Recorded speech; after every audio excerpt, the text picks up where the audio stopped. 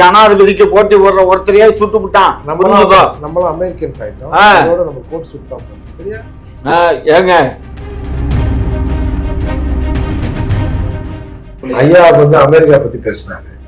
நல்ல விஷயம். அமெரிக்கா மாதிரி நம்ம ஊர்லயே குட்ட பாவாடை ஜட்டி தெரியுற மாதிரி ட்ரெஸ் போட்டு போனா நம்ம ரொம்ப நல்லா இருக்கணும் நினைக்கிறோம். இப்போ யார் யாருக்கெல்லாம் பகை இருக்கோ, அதாவது எதிர் கோஸ்ட்ல யார் யாராக இருக்கீங்களோ, இந்த மாசத்துக்குள்ள ஊருக்குள்ள போட்டு தீர்த்துங்க.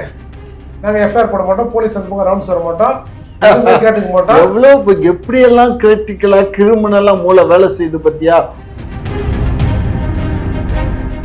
திமுக எல்லாரும் திருநூறு பையோட இருக்காங்க. பார்த்த உடனே அன்பே சிவம் அன்பே சிவம் இப்படி திருநூறு கொடுப்பாங்க. ஏன் அப்ப பழக்கருவியா எப்படி போனாரு, எப்படி திமுகவுக்கு வந்தாரு? அது நீங்க அவர்கிட்ட கேளுங்க. அப்ப அவரு சொன்னாருன்னு என்னத்துக்கு நீங்க பேசுறீங்க? இங்க டெல்லியில அவர் என்ன ரிப்போர்ட் வேணாலும் கொடுக்கட்டும், என்ன வேணாலும் புடுங்கட்டும், முடிஞ்சா எங்க அரசை கூட டிஸ்மிஸ் பண்ணி பார்க்கட்டும், ஆர்டிகல் 356 யூஸ் பண்ணி பார்க்கட்டும், அதுக்கப்புறம் யார் ஆட்சிக்கு வர்றான்னு பார்ப்போம். நாங்க தான் சட்டமன்றத்துல போயான்னு சொன்ன ஆளுங்க தானே, அப்புறம் என்ன நாங்க என்ன இவருக்கு பயந்துட்டோம்? அதே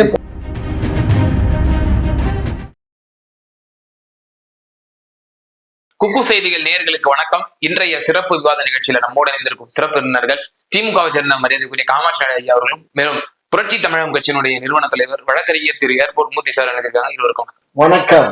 முனைவர் காமாட்சி ஐயா, சட்டம் ஒழுங்கு தொடர்ந்து கேள்விக்குள்ளாக்கப்பட்டே வருது.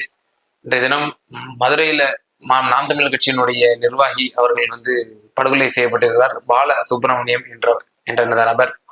இதை தொடர்ந்து சீமான் அவர்கள் உண்மை குற்றவாளிகளை வந்து கைது செய்யணும் விரைந்து, இல்லை என்றால் மாநிலம் முழுக்க மிக பெரும் ஒரு போராட்டம் வெடிக்கும் நாம் தமிழர் கட்சி சார்பில் அப்படின்னு சொல்லி ஒரு எச்சரிக்கையும் விடுத்திருக்காரு. இந்த சம்பவங்கள் எப்படி பாக்குறீங்க? அவர் கட்சியில இருக்க தொண்டர்கள்லாம் வந்து பூரா குற்றவாளிகள். 4 கேஸு 5 கேஸு கொலை கேஸு கொள்ளை கேஸு இந்த மாதிரி கேஸில் இருக்கவன் அவனுக்குள்ள மோட்டிவேஷன்ல அவன் எவனோ ஒருத்தன் பண்ணிட்டு போனான்னா அரசு அதுக்கு என்ன பண்ணும்? மோட்டிவேஷன் கொலைக்கு அரசு என்ன பண்ணும்? அவன் என்ன உத்தமனா புத்தனானா? ஏதாவது ஒரு உத்தமனை எவனா வெட்டியிருந்தான்னா கேளு. அவன் ஏற்கனவே பல கேஸ் வாங்கினவன், ரெண்டாவது அவங்களுக்குள்ள உள்ள மோட்டிவேஷன்ல கொலை பண்றது. அதுக்கு நாங்க வந்து என்ன பண்ணணும்? அது உண்மை குற்றவாளியை நாங்க பிடிப்போம், அதுக்காக நாங்க குற்றவாளியை விட மாட்டேன். எவன் கொலை பண்ணானா பண்ணுவோம். அவனுக்கு நீதிமன்றத்துல அவனை ஒப்படைச்சு நீதிமன்றம் கொடுக்குற தண்டனையை நாங்க பெற்றுக் கொடுப்போம். அதுல ஒன்றும் மாற்று கருத்து இல்லை. ஆனா அதே வேளையில எங்க அரசாங்கத்தை வந்து இந்த மாதிரி எல்லாம் பேசுறது அவர் கொஞ்சம் தவறுதலா பேசுறாரு. அது பேச வேண்டாம் அப்படின்னு சொல்லுங்க. இல்ல, சட்ட ஒழுங்கு தொடர்ந்து பாக்குறோம், அதனால மேற்கோள் கட்டுறாரு. அது அரசு சுட்டி காட்டக்கூடாது. சட்டம் ஒழுங்கு எங்கயா கெட்டு போச்சு? சட்டம் ஒழுங்கு எல்லா அரசு எல்லா ஆட்சியிலையும் தான் சட்டம். அமெரிக்காலேயே ஜோ பைடன் ஆட்சி நடக்குது, அவரு இவரை சுட்டுவிட்டாங்க. அதுக்கு என்ன பண்ணுவாங்க? அவ்வளவு பெரிய அமெரிக்காலேயே நடக்குது. ஜனாதிபதிக்கு போட்டி போடுற ஒருத்தரையே சுட்டு விட்டான். நம்மளும் அமெரிக்கன்ஸ் ஆயிட்டோம். அதோட நம்ம கோட் சுட்டான் போடணும். சரியா? ஏங்க இப்படி பேசுனா எங்க நடக்கலைங்கிறதுக்காக அது எடுத்துக்காட்டு காட்டுறேங்க. முன்னாள் ஜனாதிபதி இந்நாள் ஜனாதிபதிக்கு போட்டி போட்டிருக்க ஒரு கேண்டிடேட் அவரையே வந்து ஷூட் பண்றான். அப்ப நான் இன்னும் சொல்லுவேன், 91 உங்களோட ஆட்சி காலத்துலதான் முன்னாள் பிரதமர் ராஜீவ் காந்தியே வெடிகுண்டு போட்டு காலி பண்ணாங்க. அப்ப ஒப்பிடலாமா? அப்படி அதோட அதுதான் நான் இங்க பாரு, எங்க ஆட்சி உங்க ஆட்சிங்கிறது இல்ல, எல்லா நேரங்கள்லயும் எல்லா இடங்கள்லயும் இது நடக்கும். அதை குற்றவாளிகளை காவல்துறை கண்டுபிடிச்சு அவங்களுக்கு நீதிமன்றத்துல தண்டனை பெற்று கொடுக்கும். அவ்வளவுதான் எங்க டியூட்டி. அதை விட்டு சும்மா மூர்த்தி ஐயா உருட்டுற மாதிரி நீ உருட்டாத. இல்லையா, இப்ப தொடர்ந்து பாக்குறோம் நாம் தமிழர் கட்சி நிர்வாகிகள் வந்து கொலை செய்யக்கூடிய சம்பவங்கள். 6 மாதங்களுக்கு முன்னதாக குமரி மாவட்டத்துல அவர் மேல என்ன வழக்கு? அவர் மணல் கடத்தலை தடுத்தாருன்றதுக்காக. அவரும் அதே போல மணல் கடத்தல தடுத்ததுக்காக இல்ல. சொல்லுங்க வேற எதுக்கு? கமிஷன் கேட்டது பொம்பளை விஷயம் சொல்லுங்க. கமிஷன் கேட்ட தகராளுங்க. மணல் கடத்தல்காரங்கிட்ட போய் எனக்கு அவ்வளவு வேணும் இவ்வளவு வேணும் பேரம் பேசணும் கொடுத்துருப்பீங்களே. பேரம் அதிகமா கேட்டதுனாலதான் பேரம் படியாம தான் போட்டாங்க. பக்கத்துல இருந்து பார்த்தா மாதிரி சொல்றேன். ஆமாங்க, உண்மைதாங்கண்ணே. உண்மையை சொல்றது நான் என்ன, ஒரு வயது முதிர்ந்தவர், அரசியல் அனுபவம் உள்ளவர், இந்த மாதிரிலாம் சொல்லலாம். இல்ல இப்படி சேர்த்தவாரி வீசுங்கிறது என்ன சேர்த்தவாரி வீசுனாங்க? இப்ப ஒண்ணும் இல்ல, மதுரையில இந்த காலையில விடிய காலம் கொலை செய்யப்பட்டார்ல, அவருடைய ஹிஸ்டரி, லைஃப் ஹிஸ்டரி, அவருடைய இது வரும் பாருங்க. எப்படி எப்படி எத்தனை வழக்கு இருக்கு, என்ன வாக்கிங் பண்ணிருக்கேன். போறதுல கொலை பண்றது ஆரம்பிச்சு கத்து கொடுத்தவங்களே இவங்க தான். ஓ தாக்கிருஷ்ணன் சொல்லிட்டீங்களா? ஆமா, அந்த பாலிசியை எல்லாரும் நீங்க பயன்படுத்தலாம். இல்ல சார், நம்ம நீங்க தான் திமுகவினர் தான் வந்து வாக்கிங் போறவங்க எல்லாத்தையும் கொலை பண்றாங்க அப்படின்ற மாதிரி ஒரு முன்மாதிரியா சொல்றீங்க. இல்ல, அந்த மாதிரி ஆளுமைகளை கொல்லலாம்னு ஒண்ணு வருது இல்ல சார். ஒரு ஆளுமை தானே தாக்கிருஷ்ணன் சாதாரண ஆளா? கொன்னவங்களும் சாதாரண ஆள் இல்ல. அதுக்காக நான் சொல்லுவேன். ஓகே மூர்த்தி சார், நீங்க எப்படி பாக்குறீங்க இந்த படுகொலையை? ஐயா வந்து அமெரிக்கா பத்தி பேசினாரு, நல்ல விஷயம். அமெரிக்கா மாதிரி நம்ம ஊர்லயும் குட்டப்பாவோட ஜட்டி தெரியுற மாதிரி ட்ரெஸ் போட்டு போனா நம்ம ரொம்ப நல்லா தான் இருக்கணும்னு நினைக்கிறேன் பாக்குறதுக்கு. இல்ல அதுவும் பெரியார் சொன்னாரு அப்படின்னு சொல்லிடுவாரு ஐயா. சொல்லுவாரு. ஆமா ஆமா, அத அப்பா எல்லாரும் அப்பா ஆட்சியில போடாதீங்க, தமிழ்நாட்டுல ஆத்தா ஆட்சியில போடுங்கன்னு சொன்னாலும் நம்ம ஆச்சரியப்படுறதுக்கு இல்லை சார். இவன் என்ன சொல்றாரு, 2 பேருக்குள்ள வந்து முன்பகை, அந்த முன்பகை காரணமா 2 பேரும் வெட்டி கொண்டுங்கிறாங்க அப்படின்னா போலீஸ் ஸ்டேஷனும் நீதித்துறைங்க தேவையே இல்லையே, எல்லாத்தையும் மூடிடலாம். ஏப்பா நாங்கள் வந்து ஒரு இந்த வரன்முறை மீறிய கட்டிடங்களுக்கு வந்து ஒரு பீரியட் கொடுப்பாங்க, இந்த பீரியடுக்குள்ள நீங்கள் போய் அதுக்குண்டான பணத்தை செலுத்தி அதை ரெகுலரைஸ் பண்ணிக்கணும்னு சொல்லுவாங்கள்ல, அது மாதிரி ஆண்டுக்கு ஒரு தடவை நீங்கள் வந்து அனௌன்ஸ் பண்ணுங்க. ஏப்பா யார் யாருக்கெல்லாம் பகை இருக்கோ, அதாவது எதிர் கோஸ்டில் யார் யாராக இருக்கிறீங்களோ இந்த மாதத்துக்குள்ள உங்களுக்குள்ள போட்டு தீர்த்துங்க. நாங்கள் எஃப்ஐஆர் போட மாட்டோம், போலீஸ் அந்த பக்கம் ரவுண்ட்ஸ் வர மாட்டோம், கேட்டுக்க மாட்டோம். எவ்வளவு எப்படியெல்லாம் கிரிட்டிக்கலா கிரிமினலா மூளை வேலை செய்யுது பத்தியா? உங்களுக்கு தான் மூர்த்தி இந்த மாதிரி கிரிட்டிக்கலா கிரிமினலா மூளை வேலை செய்யும். சொன்னீங்கல்ல, என்ன பேசுறீங்க பேச்சு? நான் சொல்லிடுங்க, சொல்லுங்க, நல்லா சொல்லுங்க. எதிர்ப்பகை இருக்கு, அதால அவங்க சண்டை போட்டான்னு சொல்றீங்கல்ல, எதுக்குடா வருஷம் ஃபுல்லா சண்டை போடுவீங்க? ஒரு குறிப்பிட்ட நாளை நாங்கள் ஒதுக்குறோம், ஒரு மாசம் ஒதுக்குறோம். அந்த ஒரு மாசத்துல தமிழ்நாட்டுக்குள் யாராருக்கெல்லாம் பகை இருக்கோ அவங்கெல்லாம் அந்த ஒரு மாசத்துல போட்டு தீர்த்துங்க, நாங்க ஒன்றும் சொல்ல மாட்டோம் அப்படின்னு ஒரு தேதியை ஒரு மாசத்தை நீங்க அறிவிச்சிட்டீங்கன்னா பிரச்சனை முடிச்சு யாரும் கேட்க மாட்டோம். இந்த மாசம் பகை தீர்க்கும் மாசம் சண்டிகையில் போடுவாங்கல்ல, இந்த வாரம் அந்த வாரம் இந்த வாரம் அப்படின்னு போடுவாங்களா, அந்த மாதிரி இந்த மாசம் பகை தீர்க்கும் மாசம் அப்படின்னு சொல்லிட்டீங்கன்னா பிரச்சனை. குறிப்பா இந்த சம்பவம் கூட அமைச்சர் பிடிஆர் பழனிவேல் தியாகராஜன் அவருடைய இல்லத்தின் அருகாமலேயே இந்த சம்பவம் நடந்திருக்கு அப்படின்ற ஒரு விஷயத்தையும் மேற்கோள் காட்டுறாங்க. பிடிஆர் வீட்டு பக்கத்துல நடந்திருக்கலாம், அதுக்கு நம்ம பிடிஆரை வந்து நம்ம வந்து அந்த வாக்கிங் போயிடறான்ப்பா, இவன் இருக்கிறது இந்த பக்கம் இருக்கான். அந்த சார் எதா இருந்தாலும் அந்த மாதிரி அஃபென்ஸ் பண்ணுவதற்கு குற்றவாளிகளுக்கு எப்படி தைரியம் வருதுன்னு தான் பிரச்சனை. தைரியம் வரத்தானே செய்யும். எப்படி வரும்னா, நாங்க வந்து ஒரு குற்றவாளியை என்கவுண்டர் பண்ணா அதை என்கவுண்டர் பண்ணிட்டேன்னு சொல்லி ஏகப்பட்ட குற்றம் எங்க மீது வைக்கிறீங்களா, அப்புறம் எப்படி இருக்கும்? தப்பு பண்ணானா அவனுக்கு தண்டனை கொடுத்தா தானே அவன் அடங்குவான். ஆமா, அப்புறம் என்கவுண்டர் பண்ணா எப்படி அடங்குவான்? என்கவுண்டர் பண்ணுனா தான் அவங்க பயம் எப்படி வரும்? என்கவுண்டர் பண்ணதுக்கு இன்னைய கொலையாளிகள் பயந்துருக்கணும்ல சார். நேத்து கூட சென்னையில எங்கேயோ ஒரு கொலை நடந்தது பொழுது பயந்துட்டாங்களா கொலையாளிகள்? கொலை பண்ண பயந்துட்டானா? அப்போ இந்த நடவடிக்கை தவறான நடவடிக்கை, இந்த நடவடிக்கை எதற்காகவோ பயன்படுத்துகிற நடவடிக்கை. நம்ம அதுக்குள்ளே போக வேணாம். பெரும்பாலான என்கவுண்டர்கள் ஃபேக் என்கவுண்டர் தான். நீங்கள் ஹைதராபாத்தில் ஒரு கமிஷனராக யாரோ ஒருத்தர் அதிகாரி ஒரு 5 பேரை என்ன சுட்டு கொண்டாங்கல்ல, ஊரே மலர் தூவி பெரிய கிராண்ட் சக்ஸஸ் அப்படி இப்படின்னு எல்லாரும் போட்டுனாங்க. கொஞ்ச நாளில் நீதிமன்ற அறிவித்தலின்படி ஒரு கமிஷனை போட்டு விசாரிச்சா திருட்டு போய் போலி என்கவுண்டர் பண்ணியிருக்கான், ஃபேக் என்கவுண்டர். இந்தியா முழுக்க அது வந்து பிரபலமாக பேசப்பட்டது இல்லை. அந்த மாதிரி இன்னைக்கு தமிழ்நாட்டில் இருக்கிற என்கவுண்டர்கள் பெரும்பான்மையாலும் போலீஸ் குட்டி வச்சு சொல்றது, ஓட விட்டு சொல்றது, நிற்க வச்சு சொல்றது, பக்கத்திலே சொல்றது, இந்த மாதிரி சார். சார் அவெல்லாம் ஓடும் போதெல்லாம் போலீஸாரெல்லாம் சுட முடியாது சார். இல்லை, இப்போ ரவுடி சத்தை வேற இருக்கணும், கூலிப்படை அந்த கல்ச்சரை வந்து வேற இருக்கணும் அப்படின்னா என்ன யுக்திகள்லாம் இருக்கு? அதுக்குண்டான யுக்தி தானே. ஆளுங்கட்சியினர் செல்வாக்கு இல்லாமல் எந்த ரவுடியும் வளர முடியாது. அது எந்த கட்சியா இருந்தாலும், நாட் ஈவன் திமுக. திமுக கொஞ்சம் அதிகமா இருக்கும். ஆளுங்கட்சிங்கிறதுனால அந்த அடிப்படையில் சொல்றீங்க இருக்கும். பொதுவாகவே இப்ப ஐயா மாதிரி ஆட்கள் நிறைய பேர் இருப்பாங்கல்ல, பழைய ஐயா என்ன ஐயா குற்றமற்றவர், அவர் என்ன அவரையே நீங்க இதுல இன்வால்வ் பண்ணிட்டீங்க. பழைய ரவுடி எங்க வீட்டுல அறிவாளா இருந்தது போன ஒரு இன்டர்வியூல சொன்னாரு. அது ஐயா வீரத்துக்காக சொன்னாரு. துப்பாக்கிலாம் பொய்யா ஐயா அப்படி வச்சிருக்கீங்களா? ஐயா லைசன்ஸோட வச்சிருக்கீங்களா? வச்சிருந்தோம், எங்களை பார்த்தா அந்த ஊரே ஓடும் அப்படின்னு சொல்லியிருந்தாரு. அதுக்காக சொன்னேன். ஐயா அது உண்மையா? மக்கள்கிட்ட நீங்க தெளிவுபடுத்திடலாம். வச்சிருக்கீங்களா நீங்க? அவர் பேசுறதுக்கெல்லாம் நான் பதில் இல்ல, நீங்க தனியார் தொலைக்காட்சியில இது பதிவு செஞ்சீங்க. நான் இப்போ அதுக்கு ஒரு காமெடிக்காக பதிவு செஞ்சீங்கன்னு நினைச்சேன். ஆனா அது உண்மையா என்னன்னு தெரியல, அதனாலதான் கேட்டேன். அதெல்லாம் நீ கடந்து போ. முனைவர் காமச்சையா பேச துவங்கும் பொழுதே ஒரு விஷயத்த சொன்னாரு. நாம் தமிழர் கட்சி சீமான் அவர்கள் வந்து அவங்க கட்சியில எல்லா குற்றப்பின்னணி உடையவங்களை தான் வந்து வச்சிருக்காரு, அடைக்கலம் வந்து வச்சிருக்காருன்ற ஒரு குற்றச்சாட்டையும் வைக்கிறாரு. திமுக எல்லாரும் திருநூர் பையோடல இருக்காங்க, பார்த்த உடனே அன்பே சிவம் இப்படி திருநூறு கொடுப்பாங்க. அதாவது ஒரு மாற்று அரசியல், தமிழ் தேசியம், திமுக அதிமுக மாற்று, தேசிய கட்சிகளுக்கு மாற்றுன்னு சொல்லக்கூடிய சீமான் அவர்கள் இது போன்ற ஆட்கள் எல்லாம் இருக்கு சார் வந்து அந்த கட்சியில இருப்பாங்க. நம்ம அவரோட குற்றப்பின்னணி நமக்கு தெரியல, குற்றப்பின்னணி தெரியாம நம்ம வந்து காமாட்சியா மாதிரி பேச முடியாது. நான் இந்த தருணத்துல வந்து நான் வந்து எனக்கு ஒண்ணு நினைவு வருது. அடிக்கடி பழக்கருப்பையா அவரை சொல்லுவாரு, காந்தி வந்து அரசியலுக்கு வான்னு கூப்பிட்டாராம், நாட்டில் இருக்கிற நல்லவங்களாம் அந்த கிழமை நம்மளை தான் கூப்பிட்றான்னு அரசியலுக்கு வந்தாராம். அதே மாதிரி மாண்புமிகு கருணாநிதி அவர்கள் அரசியலுக்கு வான்னு கூப்பிட்டாராம். யோ தலைவர் நம்மளை தான் கூப்பிட்றாருன்னு ஒரு மாதிரியான இருக்கிறவங்களாம் அரசியலுக்கு வந்துட்டாங்க அப்படின்னு பழக்கருப்பையா பேசி நான் அடிக்கடி கேள்விப்பட்டிருக்கேன். அதுதான் எனக்கு இந்த நேரத்தில் ஞாபகம். ஏன் அப்ப பழக்கருவியா எப்படி போனாரு, எப்படி திமுகவுக்கு வந்தாரு? அது நீங்க அவர்கிட்ட கேளுங்க. அப்ப அவரு சொன்னாருன்னு என்னத்துக்கு நீங்க பேசுறீங்க இங்க? அது பொதுவெளி. பழக்கருப்பியாவை பத்தி உங்களுக்கு என்ன தெரியும்? ரகசியமா என்கிட்ட காதுல சொன்னாரு, இல்ல நாங்க ரூம்ல பேசிட்டு சொன்னாரு. பொதுமேடையில் பேசுகிற பேச்சு அவர் பேசுவாருங்க. அவருக்கு வந்து ஞாபகம் வருதுன்னு நான் சொன்னேன், பொய்யும் கூட சொல்லல. அதாவது வயசாகி போச்சு, எதை எப்ப பேசுறது என்ன பேசுறதுன்னே தெரியாம தான் இப்ப பேசிக்கிட்டு இருக்காரு. அவர் பேச்சுக்கெல்லாம் நம்ம வந்து பதில் பேசிட்டு இருந்தா அது நாகரிகமா இருக்காது. குறிப்பா 5 நாள் பயணமாக நம்முடைய ஆளுநர் அவர்கள் டெல்லிக்கு சென்றிருக்கிறாரு. பிரதமர் மோடிஜியும் இன்னைக்கு சந்திச்சிருக்கிறாரு. சந்திச்சு குறிப்பா இப்ப செய்திகள் வந்த வண்ணமா இருக்கு, சட்டம் ஒழுங்கு மிகவும் கவலை அளிக்கிறது தமிழகத்துல அப்படின்னு சொல்லி மோடிஜிக்கு வந்து முழு காரணமே அந்த கவர்னர் தானே.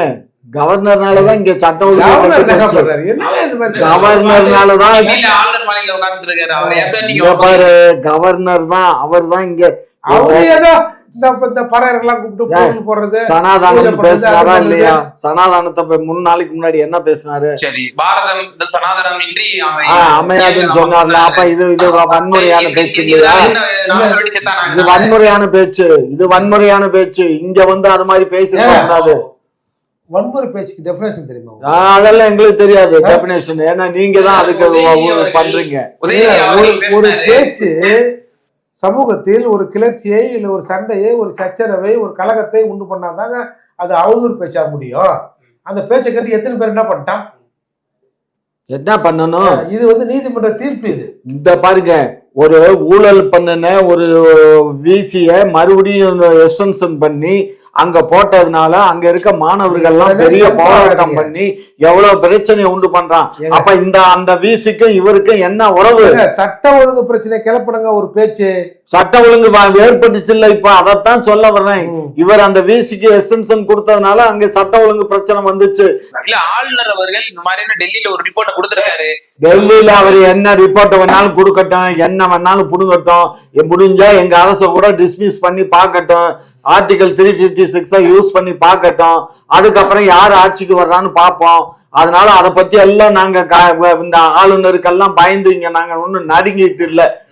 சும்மா நாங்க தான் சட்டமன்றத்துல போயான்னு சொன்ன ஆளுங்க தானே, அப்புறம் என்ன நாங்க என்ன இவருக்கு பயந்துட்டோம்? அதே போயான்னு சொன்ன ஆளுங்க தான் கவர்னர் வந்து பழகுவதற்கு இனிமையானவர். அவரை பற்றி தமிழக அமைச்சர்கள் தமிழக திமுக பிரமுகர்கள் யாரும் பேச வேணாம், அதுக்குன்னு ஒரு கும்பலை வச்சிருக்கோம், அந்த கும்பலை அவுத்து விட்டோம்னா அது பாட்டு பழிச்சுனே கிடக்கும் அப்படின்னு திருமாவளவன் தலைமையில ஆர்ப்பாட்டம் வச்சிங்க. கூட்டணி கட்சிகளை வந்து தூண்டி விட்டோம் அப்படின்ற ஒரு குற்றச்சாட்டு வைக்கிறார். நீங்க சொன்னதானே, இதுக்கு மறுப்பு சொல்லுங்க. நாங்களா கூட்டணியில இருக்கவங்கள போய் பண்ணுங்கன்னு சொல்லுங்க.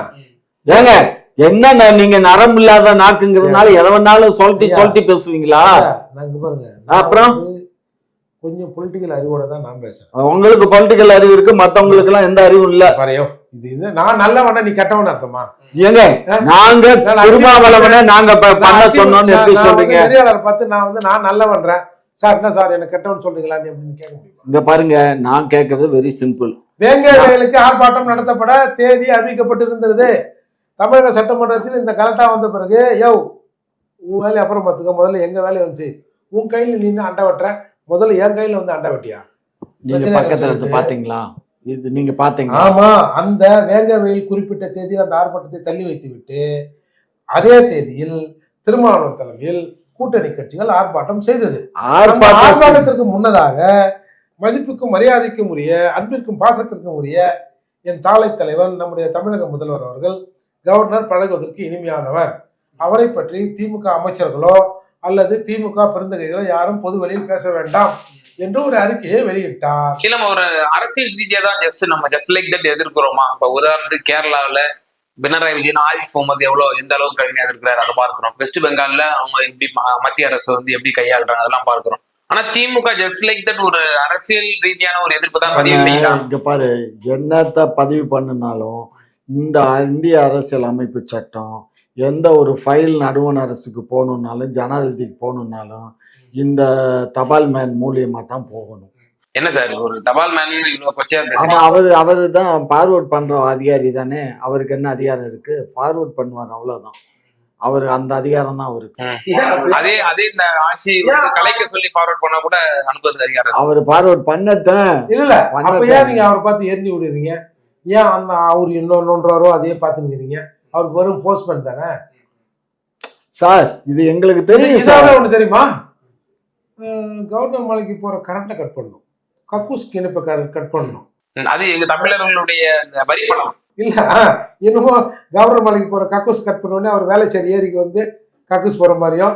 என்ன பேச்சு இதெல்லாம்? யார் பேசுனாங்க? இதெல்லாம் யாரும் பேசல. ஏங்க இதெல்லாம் தேவையில்லாத வார்த்தைகள்லாம் நீங்க ஒரு ஊடகத்துல உட்காந்து பதிவு பண்ணாதீங்க. திமுகவினர் ஊடகத்துல இந்த மாதிரிலாம் பேசலாம். என்ன பேசுனாங்க? இந்த மாதிரி ஆளுநர் எங்களுடைய இது எப்படி அவர் மக்களோட அதிகாரத்தை அவர் கையில எடுக்கலாம்?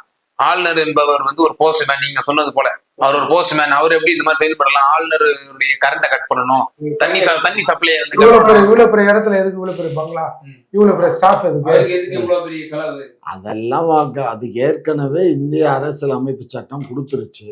நம்ம கிட்ட அந்த காலத்துல சின்ன பங்களா இல்ல. காங்கிரஸ்காரன் காலத்துல அது அவ்வளவு பெரிய, அது வெள்ளக்காரனுக்கு இருந்ததுங்க. அவன் கவர்னர் எக்ஸலன்ஸ்னு வச்சிருந்தாங்க. அதனால அதை அவனுக்கு கொடுத்ததை அப்படியே கண்டினியூ பண்ணிட்டாங்க. சோ அதனால பாரு, இதெல்லாம் நமக்கு தேவையில்லாத பேச்சு. இப்போ திமுகவுக்கு ஒரு நற்செய்தியும் வருதாங்க. இப்ப இந்த மாசம் இறுதியோட ஆளுநர் ஆர்.என். ரவி அவரோட பதவி காலம் முடிவடைய இருப்பதாகவும் இப்போ பிஜேபி சொல்லி இப்போ உங்களுக்கு ஏற்றவாறான ஒரு ஆளுநரை நியமிக்க சொல்லி நீங்க சொல்லியிருப்பதாகவும் தகவல் எல்லாம் வண்ணமா இருக்கு. எப்படி பாக்குறீங்க? ஒரு விஷயம் புரியுதா உனக்கு? பிசாசுல நல்ல பிசாசு எது, கெட்ட பிசாசு எதுன்னு எப்படி கண்டுபிடிக்கும்? அப்ப சுர்ஜித் சிங் பர்னாலா என்ன நல்ல பிசாசா கெட்ட பிசாசா உங்க பார்வைப்படி? சுர்ஜித் சிங் பர்னாலா 2006-11 எங்களை பொறுத்த மட்டும் அப்பொழுது இருந்த ஆட்சி வேற, அப்ப இருந்த பிரதமர் வேற, இப்ப இருக்க பிரதமர் வேற, இப்ப இருக்க ஆட்சி வேற. அதனால ஆட்சிகள் மாறலாமே தவிர காட்சிகள் மாறாது. ஆட்சிகள் மாறினாலும் காட்சிகள் மாறாது. சரியா? அப்ப இந்தியா கூட்டணி ஆட்சிக்கு ஒருவேளை வந்திருந்தாலும் காட்சிகள் மாறி இருக்காது. ஆமா, இந்தியா கூட்டணி வந்தாலும் கவர்னர் போஸ்ட் இருக்கத்தான் போகுது. அது இந்திய அரசியல் அமைப்பு சட்டத்தை மாத்தி நீங்க பிரைம் மினிஸ்டர் எடுக்கிறீங்களோ? இல்ல நாங்க ஆட்சிக்கு வந்திருந்தோம்னா மெஜாரிட்டி சட்ட திருத்தம் கொண்டு வரணும். சட்ட திருத்தம் கொண்டு சொல்லலையே ராகுல் காந்தி அப்படின்னு சொல்லலையே. நீங்க கூட அதிகாரத்தோட அவருடைய அதிகாரத்தை தான் குறைக்கணும் தான் நீங்க வாக்குறுதியில கொடுத்திருந்தீங்க. நாட்டுக்கு தாடியதற்கு, ஆட்டுக்கு தாடியதற்கு, நாட்டுக்கு ஆளுநர் எதற்கு பொது மேடையில நம்ம அறிக்கைன்னு கொடுக்கும்போது அந்த அறிக்கையில நீ என்ன நடுவரா? நீ இல்ல சார், அந்த கோரிக்கையிலேயே இடம் தரல. நீ லொக்குன்னு பேசாத. ஒன்னு கேள்வி கேட்டா நீ வாய் பொத்திக்கிட்டு அவரு பேசுவாரு, நான் கேட்பேன். கேக்குற கேள்வி பதில் சொல்லுங்க. அவர் என்ன கேள்வி கேட்கிறாரு? கத்திரிக்காயில உப்புள்ள அத எங்க அண்ணா சொன்னாரு. அத எங்க அண்ணா சொன்னது இங்க சொல்லல, அவர் அங்கேயே பார்லிமெண்ட்லயே பேசினாரு. அதுக்கு அர்த்தம் ஆளுநர்ங்கிற பதவி தேவையில்லை. இங்க முதலமைச்சர் நாங்க வேணுன்ற ஆளுநர் கேட்டு போட்டுப்போம் சார். முதலமைச்சர் இருக்கும்போது அது அதிகாரமற்ற ஒரு இந்தியா முழுக்க எடுக்கணும் இல்லங்க. நீங்க அது இந்தியா முழுக்க தான் ஒழிக்கணும். தமிழகத்திற்கு மட்டும் இதுக்கு விலங்கு கேட்போமா ஐயா? நீட்டை போல இப்ப நீட்டு கேட்கறோம்ல, விலங்கு தமிழகத்திற்கு மட்டும். அதே போல ஆளுநர் தமிழகத்துக்கு ஆளுநருக்கு அப்படி பண்ண முடியாது. சட்டம் ஒரே சட்டம் தான். அதே போல நீட்டும் ஒரே சட்டம் தான் இந்தியா முழுக்க இருக்கும். இந்தியா முழுக்க இருக்கும். ஆனா அதை எங்களுக்கு தமிழ்நாட்டுக்கு வைவ் பண்ணணும். இப்ப இந்த தமிழ்நாடு இந்தியா பூரா கேட்க ஆரம்பிச்சிட்டான். எல்லா மாநிலம் அவன் பிஜேபி ஆள்ற மாநிலத்திலையும் பேச ஆரம்பிச்சிட்டான். ஸோ அதனால நீட்டுங்கிறது ஒரு பெரிய பூதம். அது ஏர்போர்ட் மூர்த்தி சார், இப்ப நம்ம பார்க்கிறோம் இதே ஆளுநர் அவர்கள் வரம்பு மீறிய போதெல்லாம் முதல்வர் அவர்களே பேசியிருக்கிறாரு. இப்ப இந்த செயலை குடியரசுத் தலைவர் செஞ்சிருந்தாங்கன்னா பிரதமர் மோடி என்ன செஞ்சிருப்பாரோ அதைதான் நாங்களும் செய்வோம் அப்படின்ற மாதிரி ஒரு பதிலே கூட சிஎம் அவர்கள் கடந்த காலத்துல பேசியிருக்கிறத பாக்குறோம். இப்போ புதிய ஆளுநர் வருவதற்கான வாய்ப்புகளும் இப்ப சாத்தியக்கூறுகளும் இருக்க வண்ணமா இருக்கு. டெல்லியிலயும் ஒரு ரிப்போர்ட்டும் போயிருக்கு, சட்டம் ஒழுங்கு வந்து ரொம்ப மோசமான நிலையில இருக்குன்னு. எப்படி பாக்குறீங்க இந்த சுச்சுவேஷன்ல? அதாவது ஒரு தேசத்திற்கு எதிரானவர்கள் என்று சொல்லப்படுகிறவர்களை கையாண்ட ரவி அவர்களாலேயே இவங்களை கையாள முடியல. பார்த்துங்க, அப்போ அவரே திக்கி திணறிட்டார். சாதாரண அப்பாவிலாம் போட்டால் ஏறி மேய்ச்சிருவாங்க. அதால ரவி அவர்களை விட இன்னும் கொஞ்சம் அதிக ஒரு மிலிட்டன்சியான நபரை தமிழக கவர்னராக நியமிக்கிறோம் நான் கோரிக்கை வைக்கிறேன். இல்லைன்னா இப்படி சாப்பிட்டு இப்படி எடுத்துருவாங்க இவங்க. ஆமா, கூடு மட்டும் இருக்கும், உள்ள சொல்ல இருக்காது. இல்ல மாநிலத்தினுடைய உரிமைகள், மாநில சுயாட்சிக்கு வந்து ஒரு குந்தக விளைவிக்காதா இது மாதிரியான ஆளுநர்கள் வந்து? அவர் வந்து உங்க ஆட்சி அதிகாரத்துல ஒன்றும் தலையிட போறது இல்லைங்க. ஏதாவது சொல்றாங்க. ஒருவேளை இப்ப பன்வாரிலால் புரோஹித் போன்ற ஒரு ஆளுநர் வந்துட்டாரு அப்படின்னா ஆய்வு செய்வாரு, அதெல்லாம் வந்து டிஸ்டர்பன்ஸா இருக்கும் இந்த ஆட்சி. கண்காணிக்கிறது சார், நம்ம சரியா செஞ்சோம்னா நம்ம ஏன் பயப்படணும்? ஒரு விஷயம் வந்து ஒரு அவருக்கு அந்த அதிகாரம் இருக்கா அப்படின்ற ஒரு கேள்வி வைக்கப்படுது. இல்ல, கண்காணிக்கிற அதிகாரம் இருக்குல்ல, அவர் எடுத்துக்கிறாரு. கண்காணிக்கிற அதிகாரம் இருக்கு, இது வரைக்கும் இருக்கு. இவங்க சரியில்லை, செய்யல சார். இப்போ நீங்க பிசி அலெக்சர்னு ஒருத்தர் இருந்தார் கவர்னரா. கவர்னர்னா அவருக்கு என்ன வேல்யூ அப்படிங்கிறது அந்த அவர் ஆட்சி செஞ்ச காலத்துல தெரிஞ்சிருக்கும். 4 பேர் நிக்க முடியாது, பிச்சு எடுத்துடணும், பேச்சே கிடையாது, ஆக்ஷன் தான். அப்பதான் சொன்னேன், இந்த மாதிரிலாம் கவர்னருக்கு பவர் இருக்குதாயா அப்படின்னு வெளி உலகுக்கு தெரிய வந்தது. அதால சார் இவங்க சொல்றாங்கல்ல, மடியில் கனமில்லை வழியில் பயமில்லைன்றாங்கல்ல, மடியில கனம் இல்லாதவங்களுக்கு எதுக்கு பயப்படுறாங்க? நாங்க பயந்தோம், மானிட்டர் பண்றதுக்கு தான் கவர்னர். நாங்க யாருக்கிட்டையும் சொல்லல. தமிழ்நாட்டுல ஒரு பெரிய சட்டம் ஒழுங்கு சீர்குலைவு ஏற்பட்டுச்சுன்னு வச்சுங்க, யாரை கேட்பாங்க? கவர்மெண்ட், மத்திய அரசு யாரை சார் கேட்பாங்க? அப்புறம் அப்போ நான் நேற்று வரைக்கும் நான் வேற ஏதோ சினிமா அது நாடகம் கடகம்னு பார்த்துருந்து நல்லா சமைச்சு கிமிச்சு சாப்பிட்டு ஏசியில் படுத்துங்க. திடீர்னு என்கிட்ட கேட்டீங்க, இருங்க அந்த வெளியில் போய் பார்த்துட்டு வரேன் அப்படி கவர்னர் போய் அன்னைக்கு போய் ரியாக்ட் பண்ண முடியுமா? அப்போ தொடர்ந்து கண்காணிக்கிற பொறுப்பு கடமை கவர்னருக்கு இருக்குது. நீங்க வந்து ஒழுங்கா செய்யுங்க, ஒழுங்கா செஞ்சா ஏன் அதை தலையிட போறாரு? கோடையா இருப்பதால ஏன் கோடையாகுதுன்றாரு? நேரா போட்டுன்னு போங்க கோடை. அவரே சொன்ன கோடை கோடுன்னு பத்தியா நேர் கோடையா ஏன் கோடை கோடுன்ற அப்படின்னு சொல்லலாம். முனைவர் திரு காமாட்சி ஐயா, ஆளுநர் அவர்கள் இதை விட ஒரு நல்ல ஒரு எக்ஸ்ட்ரீமான ஒரு ஆளுநர் தான் வந்து தமிழ்நாட்டுக்கு வரணும், இல்லாட்டி திமுக காரங்க வந்து சும்மா விட்டுற மாட்டாங்க அந்த ஆளுநரை அப்படின்ற ஒரு விஷயத்த சொல்றாரு. மேலும் மின் கட்டண உயர்வு இது வந்து தமிழகம் முழுக்க பேசு பொருளா இருக்கு. நம்முடைய முதல்வர் கொரோனா பீரியட் அப்போ ஷாக் அடிப்பது வந்து மின்சாரமா இல்ல மின் கட்டண உயர்வா அப்படின்னு சொல்லி எல்லாம் பதாகையெல்லாம் ஏந்தி போராடினதெல்லாம் பார்க்கிறோம். இந்த 3 நாள்ல 3 முறை வந்து ஏற்றப்பட்டிருக்கு அப்படின்னு சொல்லி எதிர்கட்சிகள்லாம் வந்து மேற்கோள் காட்டிட்டு வர்றாங்க. இது வந்து விக்கிரவாண்டி மற்றும் பொது தேர்தலினுடைய வெற்றியினுடைய பரிசா ஐயா மக்களுக்கு? அதாவது ஒன்றிய அரசு வந்து மின்சாரத்தை பிரிச்சுட்டாங்க, 3ஆ பிரித்து 2ல் வந்து இப்போ வந்து பயிர்மனன்னு தனியாக வச்சுட்டாங்க. இதில் ஏற்படக்கூடிய லாபத்தை வந்து தான் நீங்கள் வந்து எடுத்து அவங்களுக்கு மெட்டீரியல் வாங்கி சப்ளை பண்ணணுங்கிற மாதிரி. ஏற்கனவே இங்கே வந்து பல லட்சம் கோடியை வந்து கடனை வச்சுருக்காங்க இபியில். அது முந்தைய அரசு பண்ணின கடன். அதை வந்து நம்ம வந்து இன்னுமே சரி பண்ண இயலலை. முந்தைய அரசு கடன் வைத்திருக்கிற போது தேர்தல் வாக்குறுதி 221ல் 2 மாதம் கரண்ட் பில்லை 1 மாதமாக்கும். 1000 யூனிட்டுக்கு கீழே இருக்கிறவங்க ஒரு வருடத்திற்கு 6000 ரூபாய் சேமிக்கலாம், அதாவது மாதத்துக்கு 500 ரூபாய் சேமிக்கிறபடி நாங்கள் செஞ்சிருவோம்னு எதை வச்சு சொன்னீங்க சார்? நாங்கள் ஒன்று எதிர்பார்த்து சொன்னோம், எதிர்பார்த்தோம். நாங்கள் இவ்வளோ கடன் கப்பு இருக்குன்னு எங்களுக்கு தெரியாது. இவ்வளவு மின்சாரத்துக்கு வந்து 1000 ரூபாய் மகளிர் உரிமை தொகை மட்டும் உடனே கொடுத்துறோம். 7 ரூபாய் 85 பைசாவுக்கு அக்ரிமெண்ட் போட்டுருப்பாங்களா எங்களுக்கு ஏற்கனவே ஆட்சியில் இருந்தவங்க அந்த குழுவை போட்டு வாக்குறுதியில கொடுக்கிற போது நீங்க அவர் ஆய்வு செஞ்சிருப்பீங்க இல்லையா? ஆய்வு செய்யாம நம்ம வந்து மனம் போக்குல வந்து நம்ம கொடுக்கல. சீமான் வெளியில இருக்கிறவங்க சொல்றாருன்னா ஓகேங்க, அவர் இது வரைக்கும் ஆட்சியில அதிகாரத்துல இருந்தது இல்ல, அவர் சொல்றாருன்னா சரி ஓகே, அவருக்கு வாய்ப்பு கொடுத்தா மக்கள் அவர் செய்யறாரா அப்படின்னு பாக்கலாம். நீங்க வந்து கிட்டத்தட்ட 18 ஆண்டுகள் வந்து உங்க கலைஞர் அவர்கள் ஆட்சி செய்திருக்கிறார். அப்போ உங்கள் நிர்வாகம் தெரியும் இல்லையா உங்களுக்கு? ஏப்பா நிர்வாகம் தெரியும். இன்றைக்கு விலைவாசி எல்லாம் கூடிருச்சு, மின்சாரம் கொள்முதல் விலை அதெல்லாம் யாரும் கூடிருச்சு. கேட்கல. ஆகையினால மின்சாரத்துக்கு ரேட்டை கூட்டித்தான் இதெல்லாம் கூட்டி நாங்க இருக்கு, கேட்கல. அவ்வளவுதான். இதெல்லாம் கேட்கல. அப்புறம் என்ன இந்த நிலையில எப்படி நீங்க அந்த அறிவிப்பை வெளியிட்டீங்க? இந்த நிலையில இல்ல, நாங்க 3 வருஷத்துக்கு முன்னாடி அறிவிச்சது, இன்னைக்கு இல்ல. இல்ல எப்பவுமே சொல்றீங்க 10 ஆண்டு காலத்துல இவ்வளவு கடத்த வச்சு 3 போயிட்டாங்க. வருஷத்துக்கு முன்னாடி அறிவிச்சது. அதாங்க, அப்ப எப்படி அறிவிச்சீங்க? அப்ப வந்து நாங்க எடப்பாடியார் தானே இப்ப கடை வச்சுட்டு போனான்னு சொல்றீங்க. ஆமா, அப்ப அப்படி கடை அத வச்சுட்டு பவருக்கு இங்க உள்ள வந்து பார்த்த பின்னாடி தானே ஐயா தெரியுது. அதுக்கு முன்னாடி எங்களுக்கு தெரியலையே. வேற ஏதாவது பதில் இருந்தா சொல்லுங்க. வேற ஒண்ணும் பதில் இல்ல, உண்மையானதான் பதில் இந்த அது. பதில் நல்லா இல்ல, இது அழிச்சிருங்க சார். ரெண்டாவது, இவர் வந்து ₹7.85 15 வருஷத்துக்கு அக்ரிமெண்ட் போட்டு போனாரு. முந்தைய அப்ப இருக்கும்போது நத்தம் விஸ்வநாதன் காலத்துல. ஏங்க, இதெல்லாம் உங்களுக்கு தெரியுமா தெரியாதா? தெரியும் தான். ஆனா நாங்க கேன்சல் பண்ணிடலாம்னு பார்த்தோம், கேன்சல் பண்ண முடியல. ஏமாத்தத்துக்காக கேன்சல் பண்ண முடியலங்க, எதையுமே எடுத்தோம் கவுழ்த்தோம்னு செய்ய முடியலங்க. இப்போ ரெண்டாவது, இப்ப தாங்க நாங்க ஒரு 1000 மெகாவாட்டுக்கு வந்து அக்ரிமெண்ட் போட போறோங்க. அது வந்து இந்த மின்சாரத்துக்கு போடுறோம். நம்ம எத்தனை பர்சன்டேஜ்? அதுல பர்சன்டேஜ்ல கத்திரிக்காய்ல நாங்க போடுறோம். இது நேரடியா ஓபன் டெண்டர் தான். யார் நீங்க கூட கலந்துக்கோங்க, உங்கள்கிட்ட இருந்தா வாங்க. 1000 மெகாவாட் வாங்குறோம். திரு மூர்த்தி சார், இப்ப நீங்க நிறைவா உங்களோட கருத்தை பதிவு செய்யுங்க. இப்போ மின்சாரத்துறையில மீண்டும் ஒரு கட்டண உயர்வு வந்து ஏற்பட்டிருக்கு. எந்த அளவுக்கு ஒரு சாமானியர்களுக்கு ஒரு பாதிப்பை ஏற்படுத்தும் நீங்க நினைக்கிறீங்க? மெழுகுவர்த்தி வாங்குவதற்கு மானியம் தமிழக அரசால் தரப்படும். ஏன் கரண்ட் யூஸ் பண்றீங்க? கரண்ட்டுக்கு உடல்நலத்துக்கு கேடு. கொஞ்ச நேரம் போடுங்க, கொஞ்ச நேரம் ஆஃப் பண்ணுங்க.